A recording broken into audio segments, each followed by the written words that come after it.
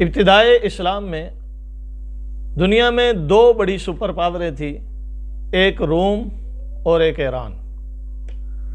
روم اور ایران کی آپس میں جنگ ہوئی، لڑائی ہوئی، تو ایرانیوں کو فتح حاصل ہوئی، رومیوں کو شکست کا سامنا کرنا پڑا۔ اب چونکہ رومی اہل کتاب تھے، عیسائی تھے، اور ایک خدا کے ماننے والے، ایک پیغمبر پر ایمان رکھنے والے، ایک کتاب اور شریعت کے پیروکار تھے، اس لیے مسلمانوں کی دلی ہمدردیاں، ذہنی ہم آہنگی اہل روم کے ساتھ تھی، جبکہ ایران والے اہل فارس یا آتش پرست تھے، مشرک تھے۔ تو مشرکین مکہ کی ہمدردیاں اور ان کے قلبی جذبات جو تھے وہ ایرانیوں کی طرف مائل تھے۔ ایرانیوں کے فتح سے ہمکنار ہونے اور رومیوں کے شکست سے دوچار ہونے پر مشرکین مکہ خوشی منانے لگے اور مسلمان غمزدہ ہوئے کہ ہمیں اپنوں اور اپنے جیسوں کی شکست اور ہارنے کا دکھ ہے۔ اتنے میں اللہ تعالیٰ نے سورۃ روم کی ابتدائی آیات اتاری، الف لام میم غلبت الروم فی ادنی الارض وہم من بعد غلبہم سیغلبون فی بضع سنین۔ جب یہ آیات اتری، حضرت ابوبکر صدیق رضی اللہ تعالیٰ عنہ خوشی سے جھومتے ہوئے مکہ کے بازاروں میں گئے اور اعلان کرنے لگے کہ اے مشرکو، زیادہ خوشی نہ مناؤ، اس لیے کہ عنقریب ایرانی شکست سے دوچار ہوں گے اور رومی فتح سے ہمکنار ہوں گے اور اپنا بدلہ لیں گے، انتقام لیں گے۔ اس بات پر مشرکین کہنے لگے کہ تم جھوٹے ہو، ایسا نہیں ہو سکتا۔ ابوبکر صدیق رضی اللہ تعالیٰ نے فرمایا کہ جھوٹے تم ہو خدا کے دشمنوں، یہ خدا کا وعدہ ہے، یقیناً رومی فتح سے ہمکنار ہوں گے اور ایرانی شکست سے دوچار ہوں گے۔ اس بات پر ابی بن خلف کھڑا ہوا اور کہنے لگا کہ اگر واقعی تم سچے ہو تو میرے ساتھ شرط لگا لو۔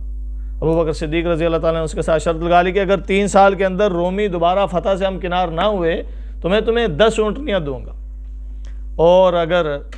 وہ فتح سے ہمکنار ہوئے رومی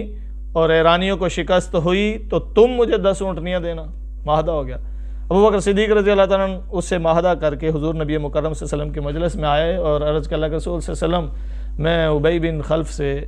اس بات پر 3 سال کا معاہدہ کر آیا ہوں، 10 اونٹنیوں کی شرط لگا آیا ہوں۔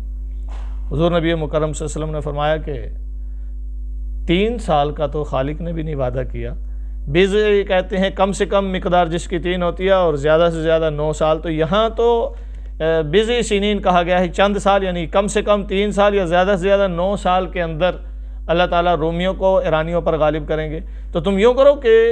معاہدے کی مدت بڑھا لو اور جو شرط ہے 10 اونٹنیوں کی وہ بھی مقدار بڑھا لو۔ ابوبکر صدیق رضی اللہ تعالیٰ دوبارہ ابی بن خلف کے پاس گئے اور اسے کہنے لگے کہ میں معاہدہ تبدیل کرنا چاہتا ہوں، 3 سے 9 سال تک آنا چاہتا ہوں اور 10 اونٹنیوں سے 100 اونٹنیوں پر آنا چاہتا ہوں۔ اس نے کہا ٹھیک ہے، معاہدہ ہو گیا، دستخط ہو گئے، فریقین نے اسٹامپ کر لیا۔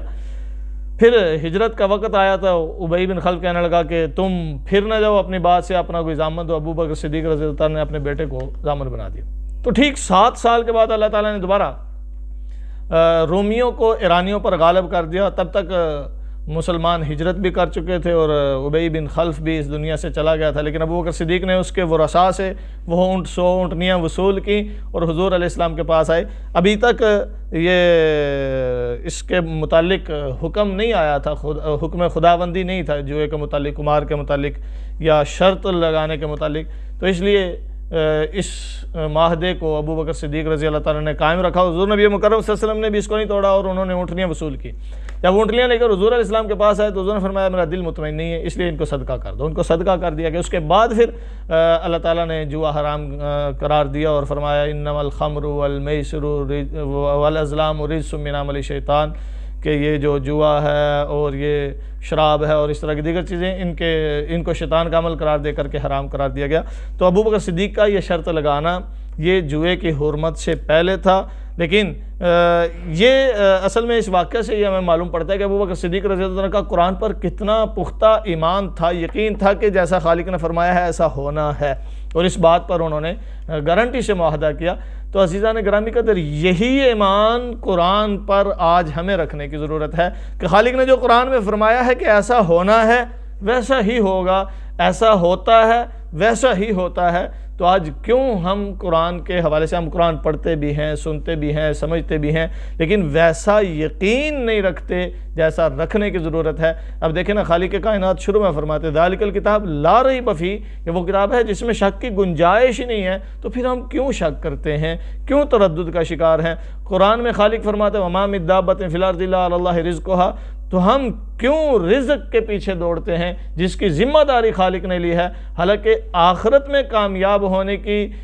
جو ذمہ داری ہے وہ ہمارے عملوں پر ہے، وہ ہم پر خود ہے، اس کی ہم فکر نہیں کرتے، اور جس کی فکر کرنی چاہیے اس کی فکر ہم کرتے نہیں، اور جس کی نہیں کرنی چاہیے اس کی کر رہے ہوتے، اس کے پیچھے دوڑ رہے ہوتے ہیں۔ تو آج ہمیں دنیا کی فکر کرنے کی ضرورت نہیں ہے، بلکہ اپنی آخرت کی فکر کرنے اور اسے سنوارنے